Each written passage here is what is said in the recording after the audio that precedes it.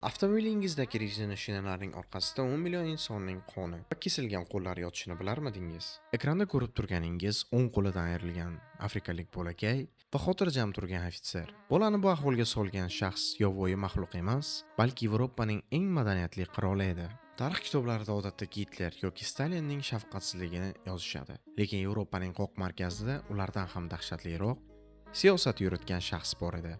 U Belgiya qiroli Leopold II.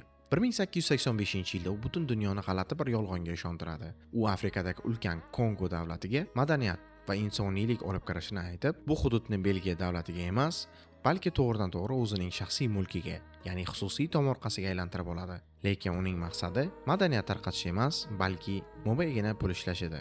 O'sha paytda butun dunyoda kauchukka, ya'ni rezinaga bo'lgan talab keskin oshib ketgan edi. Leopold Kongodagi millionlab odamlarni o'rmondan kauchuk yig'ishga majbur qildi. Erkaklar o'rmonga haydalgan. Agar ular qochib ketmasligi va ko'proq ishlash kerak bo'lsa, ularning xotinlari va bolalari qafasda garovga olingan edi. Eng dahshatlisi, agar ishchilar belgilangan kauchuk normasini bajara olmasa, ularni ayovsiz jazolashgan. Mustamlakachi ofitserlar o'qlari bekorga sarflanmayotganini isbotlash uchun har bir otilgan o'q evaziga bittadan kesilgan qo'l olib kelinishi talab qilingan edi. Qishloqlar yo'qilgan, minglab afrikalik bolalar va ayollarning qo'llari tiriklayin chopib tashlangan edi. Kesilgan qo'llar o'ziga xos qonli valyutaga aylangan edi.